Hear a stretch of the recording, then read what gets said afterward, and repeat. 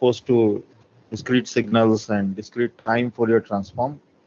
So because we need to use some of the ideas of discrete time Fourier transform when I go for Z transform. So we will need to cover that just to make sure that everyone is on the same page. So we were last time discussing the periodicity of sinusoids, or discrete sinusoids, and I had shown you this particular slide where I had talked about the period of the discrete sinusoid, and I had mentioned that only when the frequency is a rational number, then you can think of that sinusoid being periodic, otherwise it is non-periodic. So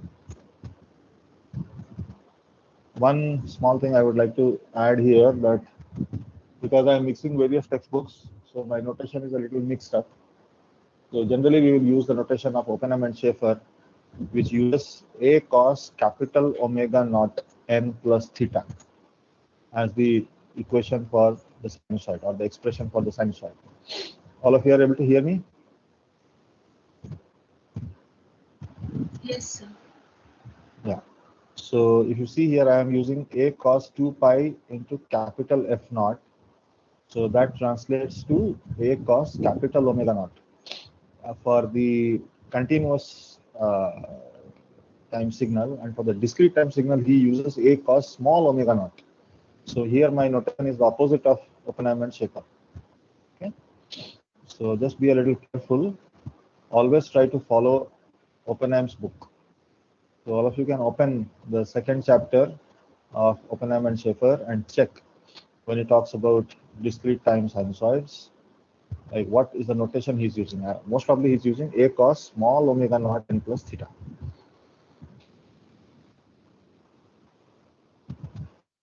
So if you follow Proakis and Manolakis, the notation is the opposite.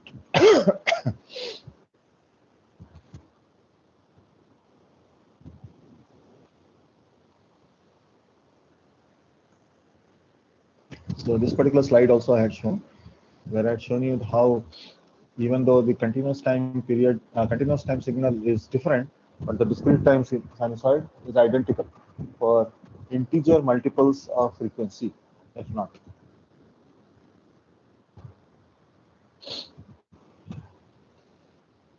Now let us just discuss a little bit more in detail about exponentials, because we will talk about eigenfunctions of LTI systems. So maybe tomorrow I am going to introduce that. So let me talk a little bit more in detail about exponentials. So last class I have shown you this particular slide where x of n was equal to a into alpha to the power n, where a and alpha can both be complex if it is a complex exponential. And yeah, please try to avoid coming late, because I get disturbed while taking the class. Every time somebody comes late, I have to add him, so that stops my flow.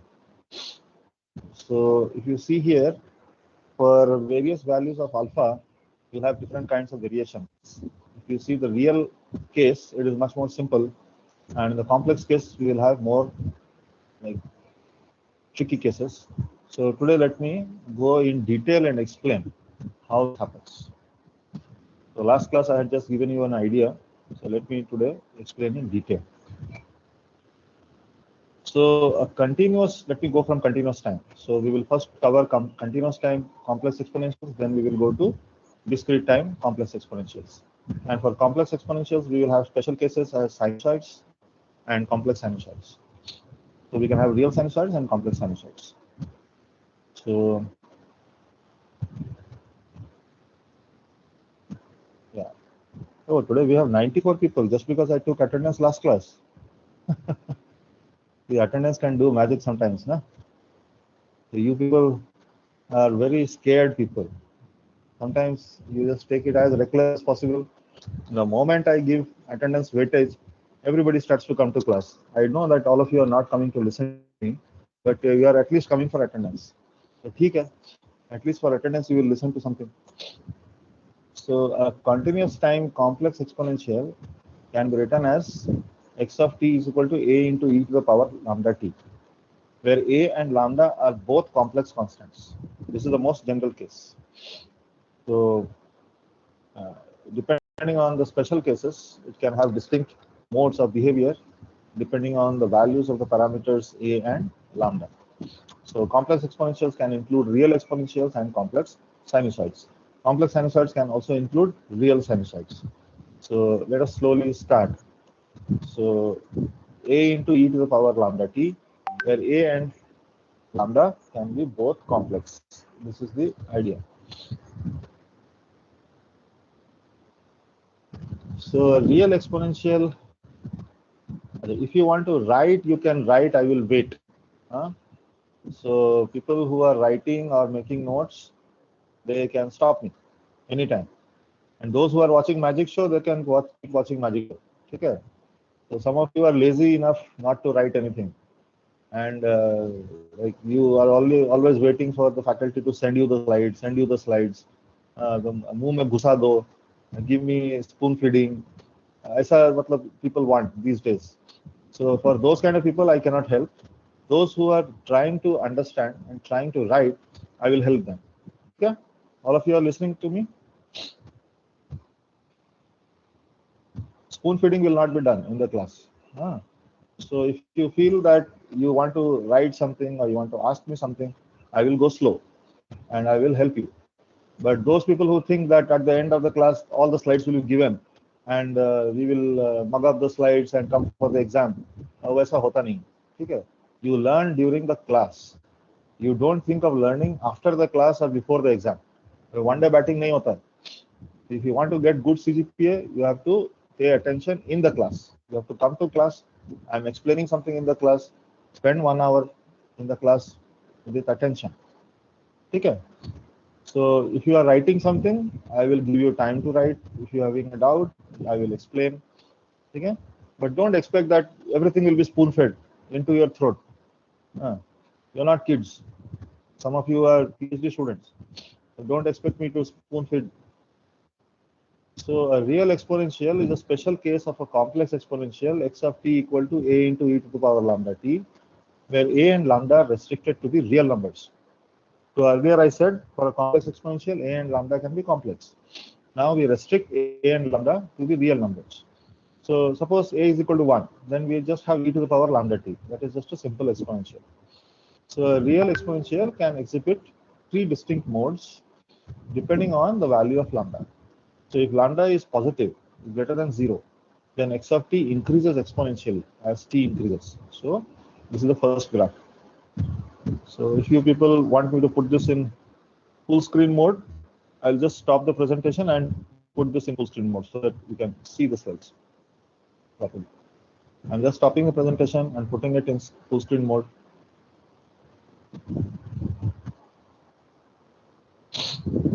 I hope not many people come. It's already 15 minutes now.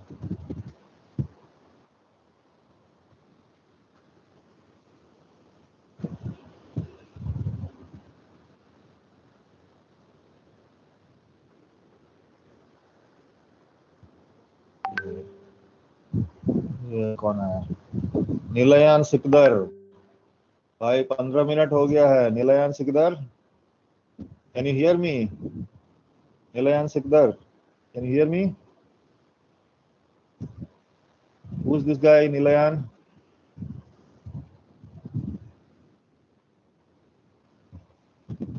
Nilayan, are you able to hear me? Yes, sir. Why are you coming 15 minutes late? Oh, sir, actually, I didn't check the mail yesterday, so. Yeah, I didn't check the mail. Baba, every night check the mail. Yes, sir, yes, sir. Okay, at least in the morning check the mail. Otherwise, you will not be able to come to class. Yes, sir. Okay, don't be lazy. What time you wake up? 9 o'clock? When did you wake up today? 9 o'clock. 9:30? Yeah, No, 9. very good. You are waking. Yeah, you wake up at 9 o'clock, na? कुछ लोग तो 10 बजे भी उठते हैं, है कि नहीं? Your classes start at 8 o'clock, right? You are waking up at 9 o'clock. No, no, I had my first class at 10 o'clock only today. Yeah. So you will do great in your life. You are 20 years old, you are waking up at 9 o'clock. you will do absolutely well in your life. You keep going like this. Slowly you increase your waking time to 11:30. Okay, you will do very well in life. Very good.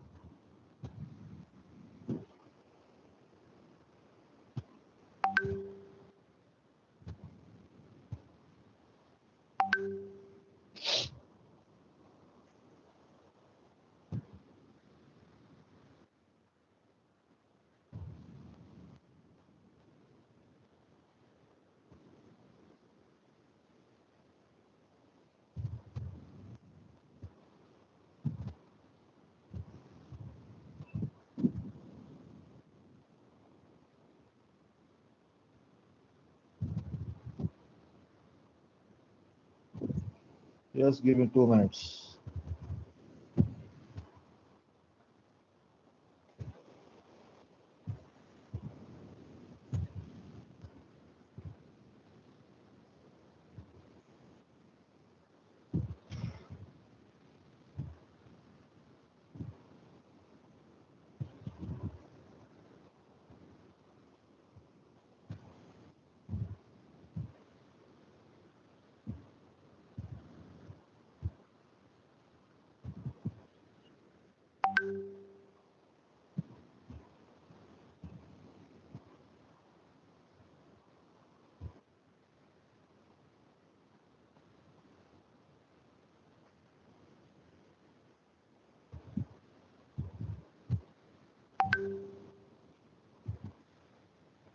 There seems to be some problem here.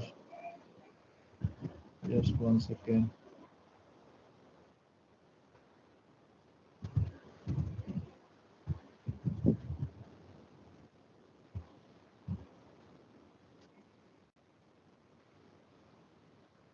Some issue.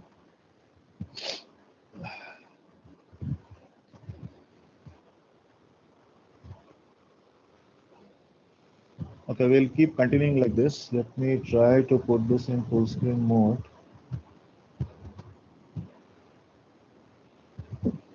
I don't know whether you can watch this in full screen or not. But what I was trying to tell you is that a into e to the power lambda t, where lambda is greater than 0, exponential increases towards the right. Lambda less than 0, that is lambda negative, exponential increases towards the left. That is exponential is falling as you go towards the right. And if lambda is equal to 0, then it's a constant. So these are the three distinct modes or three distinct types of behavior that a real exponential will show when a into e to the power lambda t, where a and lambda are restricted to be real numbers. Okay. Okay. Let us see. Now, when we talk about complex sinusoids, so a complex sinusoid is a special case of complex exponential. So a is complex and lambda is purely imaginary. That is, real part of lambda is equal to 0. Okay. So a is a complex number and lambda is a purely imaginary number. So you can write, because it's a purely imaginary number, generally you can write lambda is equal to sigma plus j omega, where sigma is the real part and j omega is the imaginary part. So if the real part goes to 0, that is sigma goes to 0, then you will have a into e to the power j omega t. So that is the exponential sine. This is the complex sinusoid. Okay. So this is the complex sinusoid which you will learn as an eigenfunction for an LTI system. This is what you have seen in your signals and systems class and all those classes. Sir, So A is, sir, yes, please. Sir, we are stuck Yes. at slide 12, sir. There is. You're stuck at slide 12. Okay. Can you now see? Yes, sir. No, it's Yeah, fine. So A is complex and lambda is purely imaginary. Okay. So you will get x of t equal to a into e power j omega t. So lambda can be expressed as sigma plus j omega. If sigma goes to 0, then you have purely imaginary lambda. Therefore, you can write xt as equal to a into e to the power j omega t. A is complex, omega is real.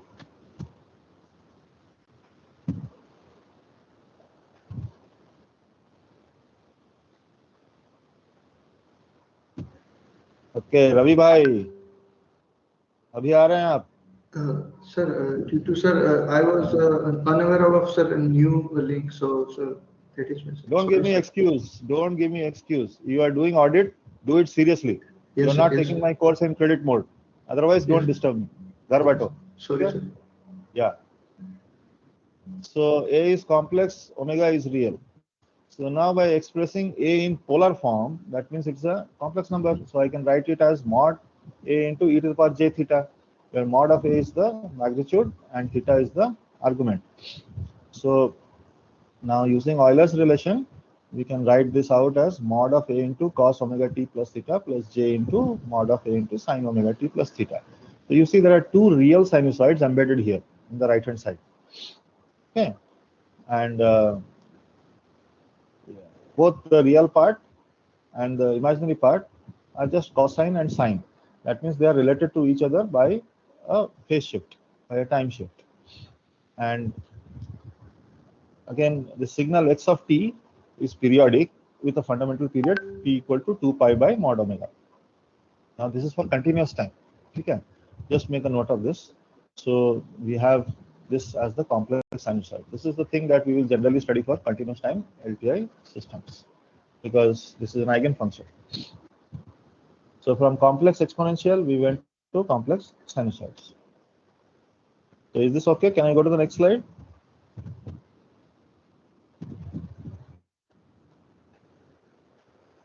Is it fine? Yes, अरे sir. भाई कुछ तो बोलो. There are 94 students in this class. कोई तो बोलो. Yes. सबका microphone dead है Yes, क्या? sir. Yes, sir. हाँ सर, हाँ sir.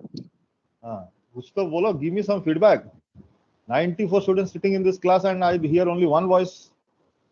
Rest of the people are still waking up or what? अभी नाश्ता नहीं किया क्या? Okay, so let us see. We have two components in this complex sinusoid. One is the real part, another is the imaginary part.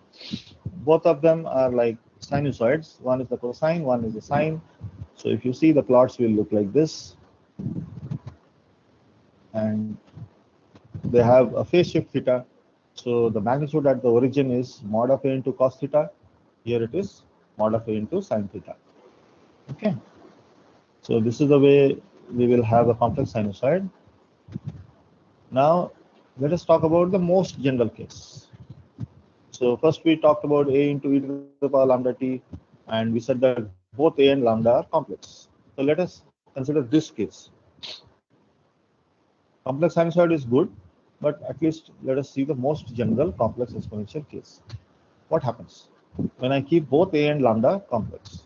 So A can be written as previous case in the polar form because A is a complex number, and lambda is also a complex number. So now I can write it in the full form, sigma plus j omega, where sigma and omega are real.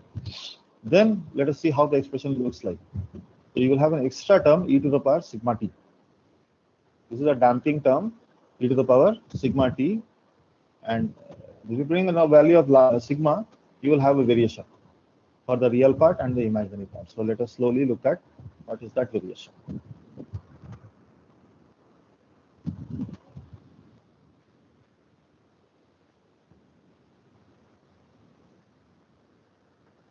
Okay.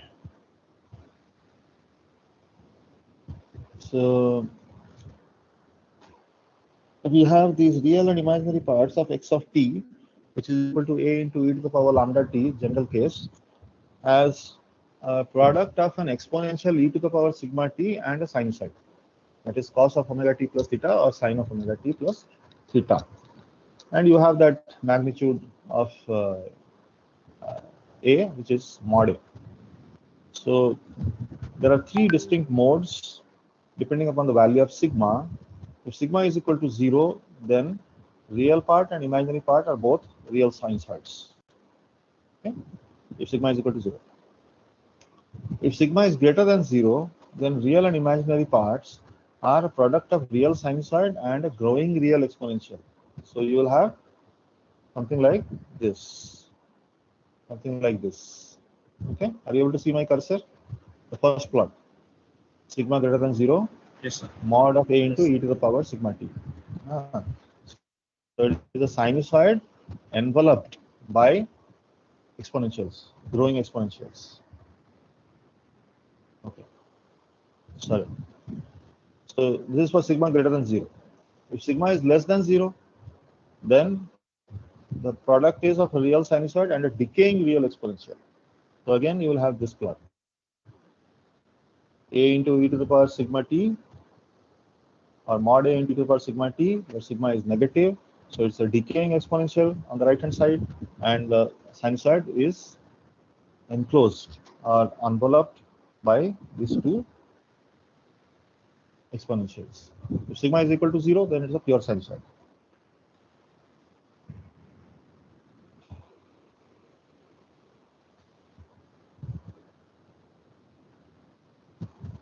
So I've only shown one part. The other part can also be shown. That is, for both real and imaginary, similar variation will be there. For the imaginary, you will have sinusoid. So whatever plots are shown here are for sinusoid. For the real part, you will have the cosine. So you can imagine that there is a cosine in these three plots. Okay. So you'll have 6 plots for the two real and imaginary cases. You see this expression. So you'll have 6 different plots based upon the values of sigma.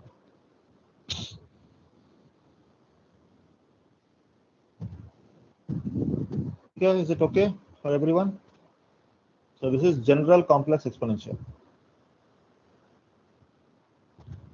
Now, what is the relation between complex exponential and real sinusoids? I want to derive a real sinusoid like a cos omega t plus theta from these complex exponentials. So we learned that the complex exponential is a into e to the power j omega t. So which can be written by using this formula. So I can write a cos omega t plus theta as this summation, which you already know, right? So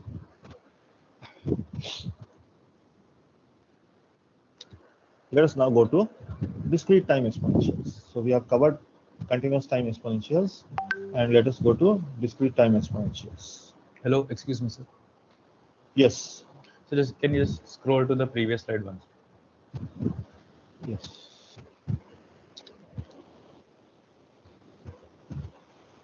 Yeah, those who are making notes or who are thinking of writing something, they can make me wait. There is no hurry. Yes, sir. Thank you. I'm not running away. DSP is not running away. Nobody is running away. If you want to make notes, please make notes. Don't expect spoon feeding from me. At least I don't do that. And I don't care about my feedback. You can write anything in my feedback. Okay, you can tell that I am a hopeless teacher. I don't give slides. But at least you can't write that I don't take classes. I don't come on time. So you can't write that. But you can write all kinds of negative things like I don't give slides and I don't do spoon feeding. You can write all that. Okay. I will enjoy reading that kind of feedback. It gives me pleasure that at least somebody got some pain that I did not give him slides. At least he had to go and read a textbook. That is the pleasure that I derive from such feedback comments. Okay. I will force you to read textbook. All textbooks are available. PDF is available free. तो क्यों नहीं पढ़ सकते हैं आप लोग? भाई हम लोग तो किताब खरीद के पढ़ते थे, पैसे नहीं होते थे, फिर भी खरीद के पढ़ते थे. आपको तो PDF मिल रहा है, फ्री में मिल रहा है. हाँ, तो क्यों नहीं पढ़ सकते आप लोग? And Thank you, sir. You can change the slide now. Yes, I heard you. Anybody else? Anybody else?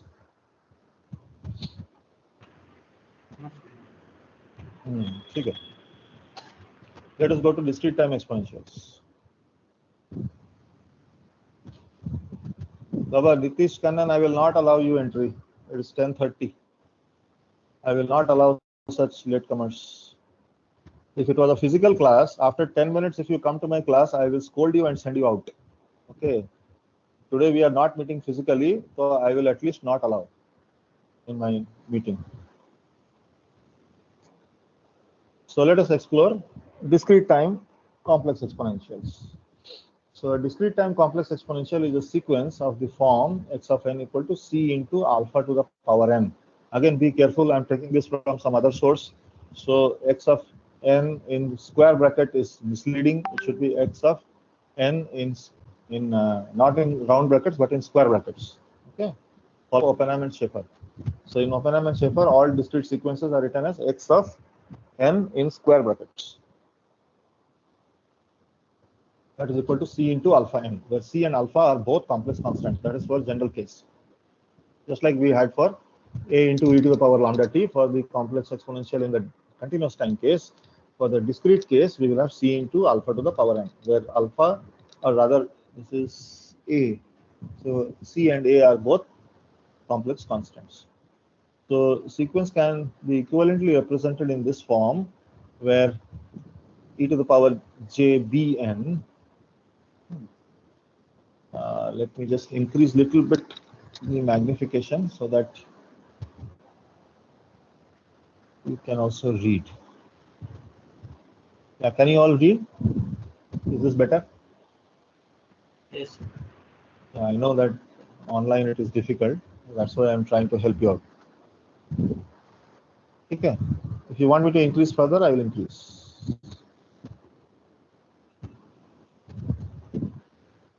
Okay.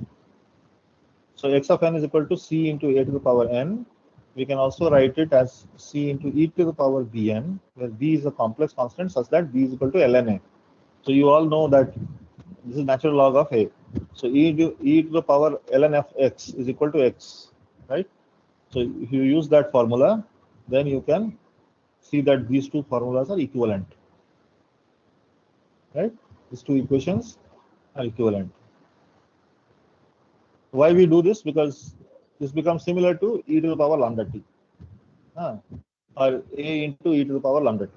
That is, this form is more similar to that presented for continuous time exponentials. So we will use this form.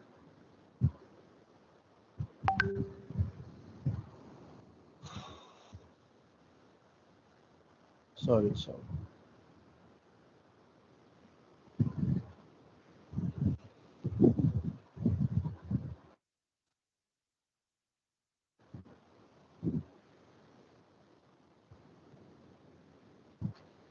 Okay. Can you see this last two sentences?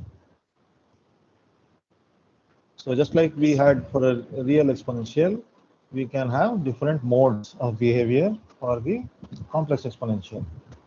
So complex exponentials will include real exponentials and complex sinusoids, discrete case. So we will have a discrete real exponential and a discrete complex sinusoid. Okay. Let me reduce the size.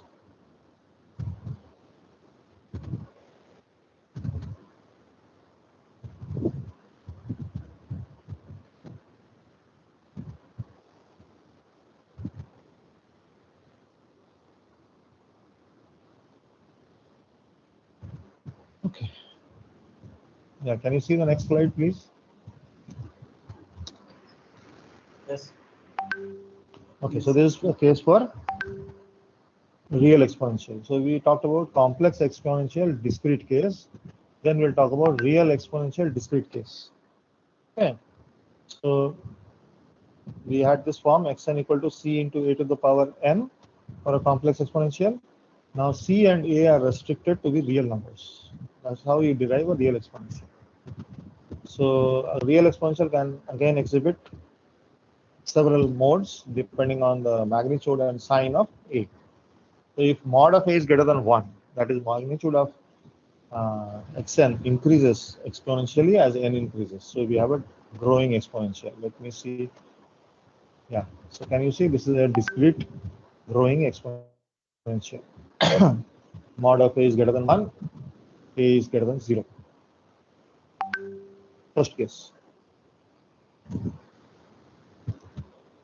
Okay. Then let us see. If mod of a is less than 1, so magnitude of x of n decreases exponentially as n increases. So we have a decaying exponential. First one was a growing exponential, second is a decaying exponential. So let us take a look here. Mod of a is less than 1, a greater than 0. Okay. So remember that in both the first and the second plots, a is a positive number, a is greater than 0. But the magnitude can be less than 1, can be greater than 1. So for greater than 1, we have growing exponential. For less than 1, we have decaying exponential. If mod of A is equal to 1, then the magnitude of xn is a constant, independent of n. Third case, mod of A is equal to 1.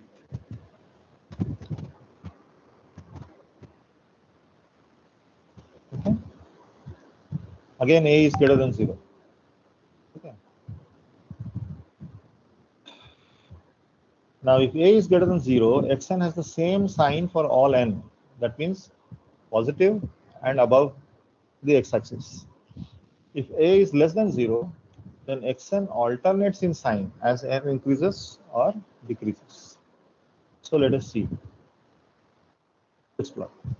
Can you all see this slide? Yes, sir. Yes, sir. So now again we have 6 plots. Depending on the positivity of A and the magnitude of A, whether it is less than 1, greater than 1, or equal to 1, and A is positive or negative.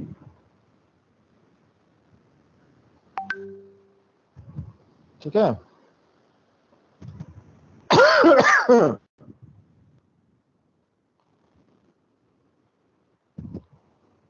If you have any questions, you can ask me. There is no limit to questions.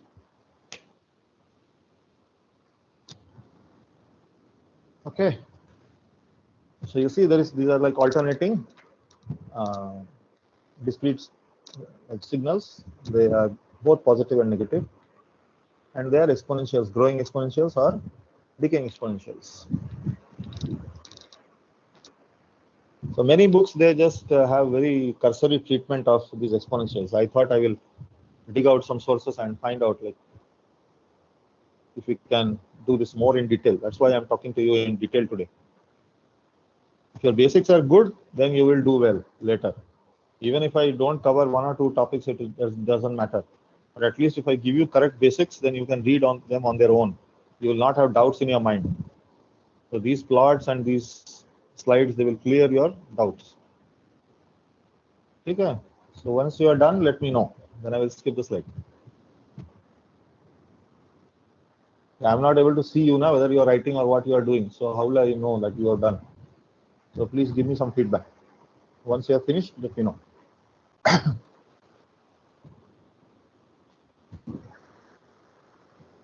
Okay, fine. Shall I go ahead? Yes. Now let us come to complex sinusoid discrete case. Again, this is a eigenfunction for an LTI system. So a complex sinusoid is a special case of the complex exponential. The complex exponential was c into a to the power n, where c and a were both complex. So now we will have mod a as restricted to be 1. That is, a will have the form e to the power j capital omega, where omega is real. So the discrete time complex sinusoid will have something like xn is equal to c into e to the power j omega n. C is complex, but omega is real. So again, we have a purely imaginary complex number in the second part. So using Euler's relation, we can again write x of n equal to mod of c into these 2 sinusoids. One is a cosine, another is a normal sinusoid. And you see, like, we have written it as argument of c. That is, c is a complex number, na? So just like we had earlier, a into e to the power j omega t, where a was a complex number, so we wrote mod of a into e to the power j theta. So we were getting something like mod of a into cos omega t plus theta. So theta was the argument of a, where a was the complex number. So similarly, here c is the complex number. So we will have argument of c. If you can see my cursor, there it is written as arg of c. Right? So both real and imaginary parts of x of n are real sinusoids. So a complex sinusoid is periodic if and only if capital omega by 2 pi is a rational number. Now remember that this is a discrete sinusoid. This is a discrete complex sinusoid. So it can be periodic if and only if omega by 2 pi is a rational number. So the fundamental period is the smallest integer of the form 2 pi k by capital or capital omega mod. These are some things to think about for the discrete time case.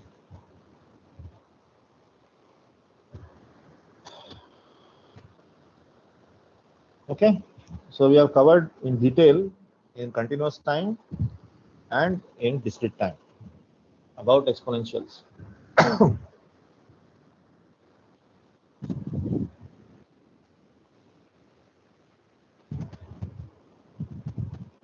Shall I go to the next slide, please?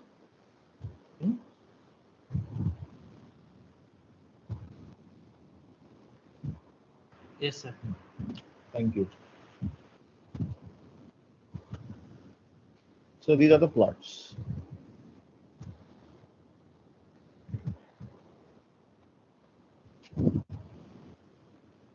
For the special case, x of n equal to e to the power j 2 pi by 7 into n, the real and imaginary parts are cosines and sine. So you see here, this is an even discrete time sinusoid. This is an odd discrete time sinusoid.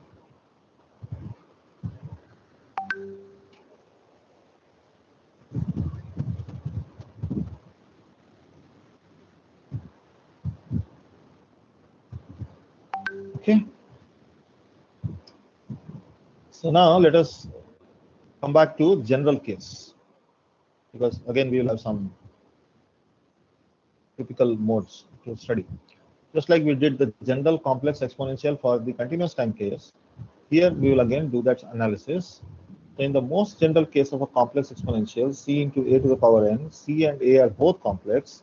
So you can write c as mod of c into e to the power j theta and mod a as mod of a into e to the power j omega, where theta and omega are the arguments of these two complex numbers c and a, and they are real. So you can write this Euler's relation where you will have mod of c into mod of a to the power n, okay, into cos of omega n plus theta, and c mod of c into mod of a to the power n sine of omega n plus theta. So these are products of real exponentials and real sinusoids. You see here,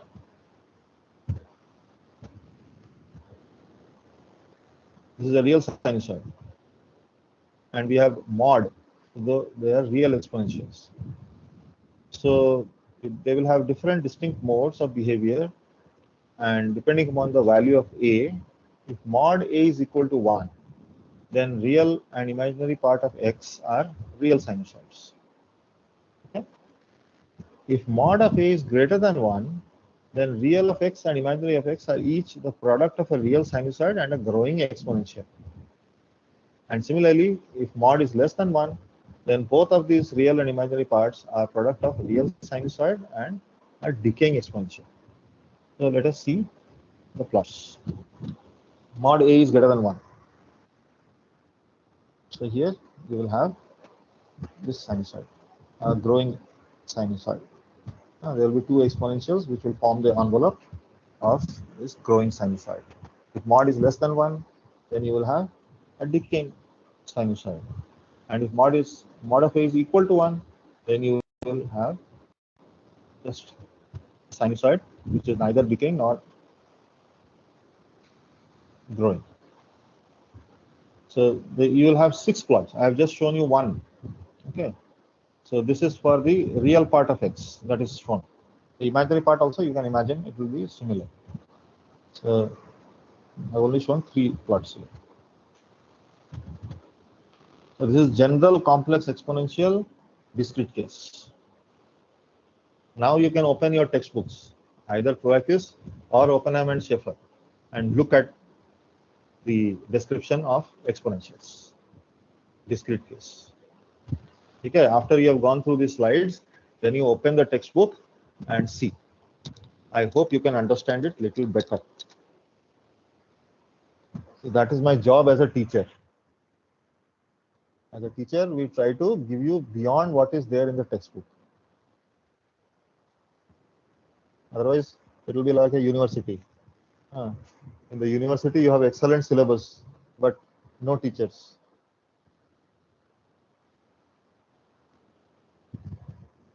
You may be knowing or not knowing, but each of these Indian universities, they have a syllabus framed by AICTE, and that syllabus is as tough as and sometimes tougher than IIT courses. But there are no teachers. They also have textbooks prescribed, but nobody to teach them.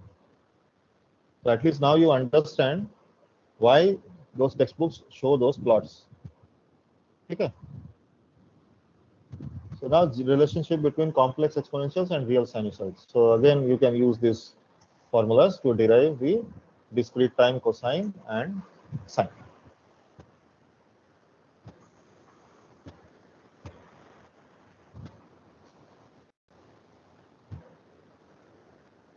This particular sinusoid is an eigenfunction for an LTI system.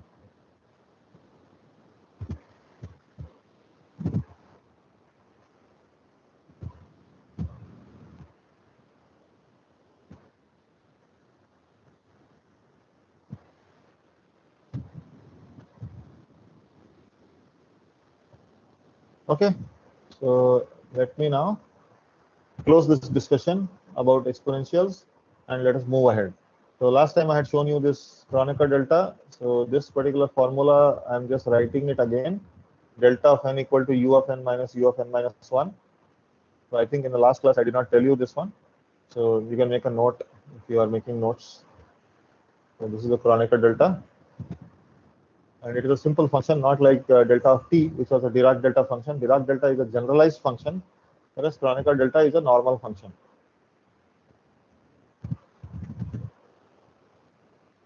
So those who are sitting in the UG classes, you are in final year, you will come for a comprehensive viva.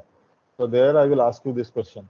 What is the difference between Kronecker delta and Dirac delta? So I expect an answer. Okay. Similarly, this unit sequence function, the unit step function, the discrete case is unit sequence function, and it is related to the impulse function using this formula. So from the Kronecker delta, it can be derived using this formula.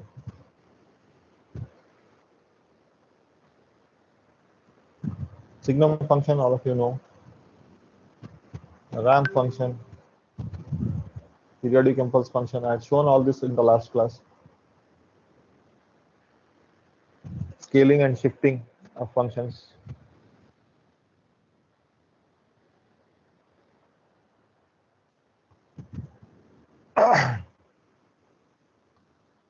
So we had discussed this, shift to the right, shift to the left, g of n plus n naught, g of n minus n naught.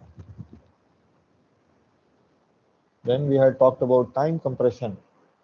So this one is interesting because there will be some problems given to you when we discuss properties of LTI systems. Then we will try to understand the properties of a compressor or a dilator. That means we have compression and dilation. When you have k as an integer greater than 1, then you have compression. When we talk about k times n, g of k times n. So your signal will reduce in width. And here it is time expansion. So this is also called decimation and interpolation. So last time I had told you about this. So when we do sampling, in the sampling chapter, we'll study about multi-rate signal processing. So there we'll study about decimation and interpolation. We have discussed this in detail in the last class, so I'm just showing the slides and skipping them. So just keep this in mind that this is a decimation operation. That means you are throwing away some of the samples when you are compressing, when you are dilating, when you are expanding, you are introducing some new values at places where the original signal did not exist. So, and I had talked about taking derivatives of discrete signals. So there are two kinds of formulas for taking differences.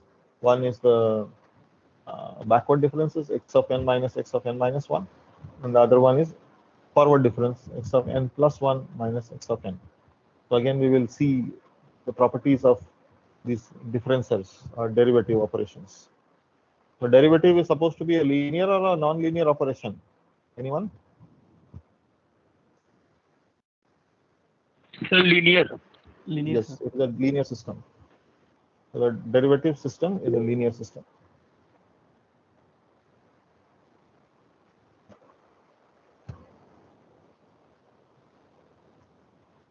So the backward difference and forward difference is the accumulator or the integrator. Or you can also think of it as an FIR filter where all the weights are equal to 1. So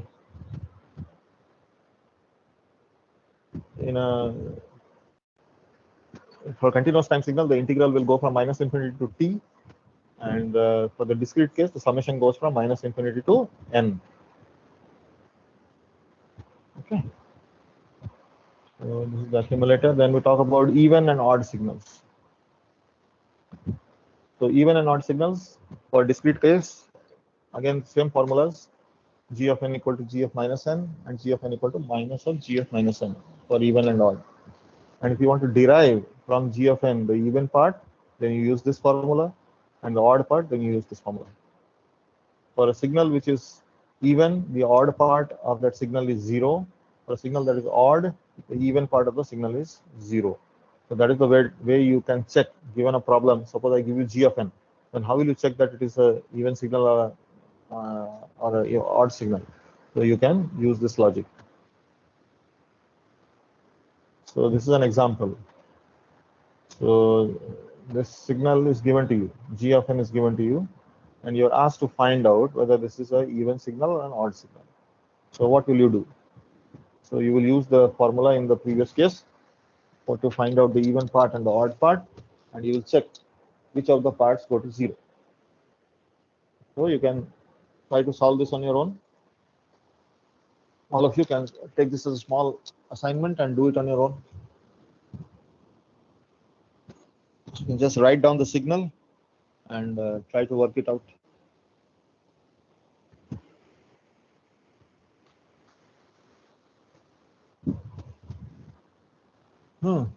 Okay.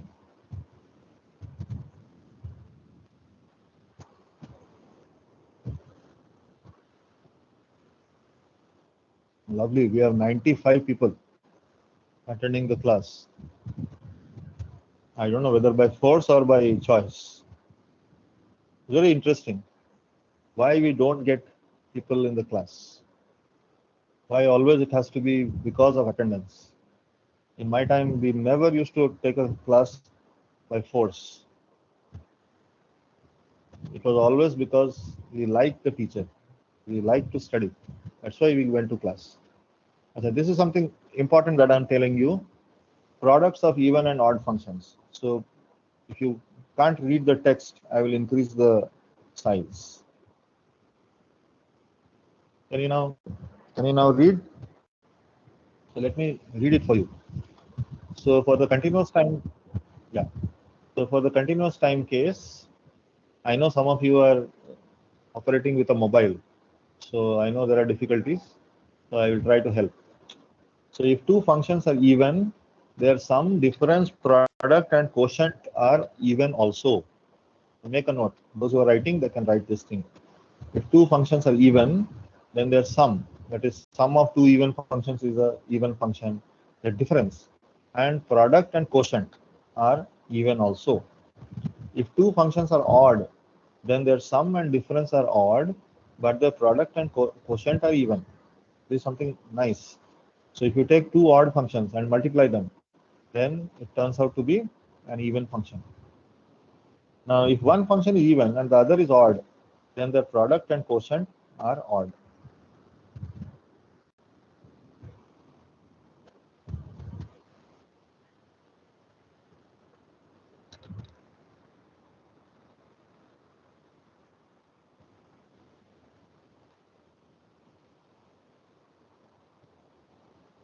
Okay.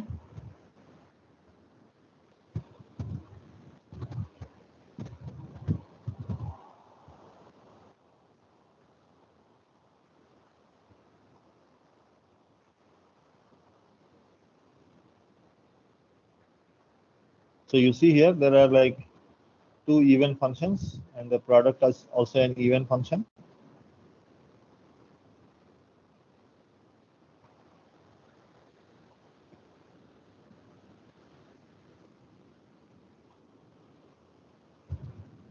An even function with an odd function product turns out to be an odd function.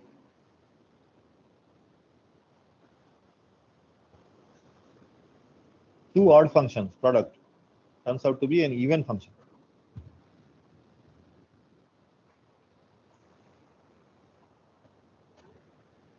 Now, about the areas of even functions. So this I also discussed for the continuous time case. So again, for the discrete case, you see if you are summing from minus n to plus n, an even function, then you have this formula. You will have a DC term g of 0, and you will have 2 times summation n equal to 1 to n g of n.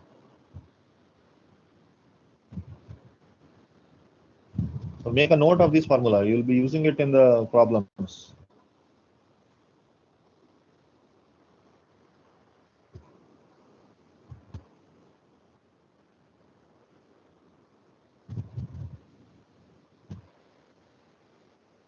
For an odd function, if you sum from minus n to plus n, that is over any symmetric interval, it will turn out to be 0. The area is 0.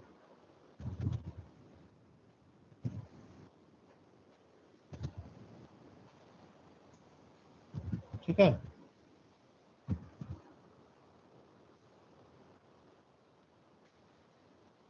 So we are done. So again, periodic functions, you already know about this. G of n is equal to g of n plus n. Capital N is the fundamental period. So now, let me just show you this slide. This is there in Oppenheim and Schaefer. I have just copied and pasted here. So you see the first, can you all see the first graph, first plot? So this corresponds to a discrete signal cos of omega naught n for different values of omega naught. You see omega naught is small omega here. This is notation from Oppenheim and Schaefer. As omega naught increases from 0 towards pi, that is 1, 2, 3, 4, the frequency of the discrete sinusoid increases. So for the case when omega is equal to 0 or 2 pi, it is a constant signal. It is a DC signal. The frequency is 0. As frequency increases from 0 to pi, so the second plot is something like 15 pi by 8 or pi by 8, something like that. And third plot is pi by 4, 7 pi by 4. Omega naught is pi by 4 or 7 pi by 4. The last plot, omega naught is equal to pi. So this is the maximum frequency of the cosine. Now, if you increase the frequency from pi to 2 pi, then you go from the lowest plot D to A. So D, C, B, A. That means you are decreasing the frequency. When you go from pi to 2 pi, for a continuous time case, you are increasing frequency. For the discrete time case, you are decreasing frequency. It's something peculiar, and this is one property of the discrete time case that you should know. And again, remember, all UG students, I will ask you in the comprehensive viva this property. I am expecting you to answer.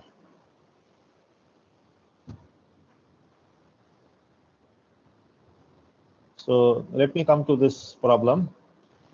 So here, like sum of two different sinusoids.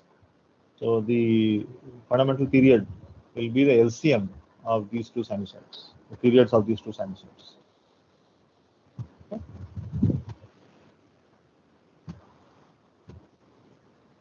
So this is a small example. Those who want to write, they can write. Sum of periodic functions. So I think I have exceeded the time today.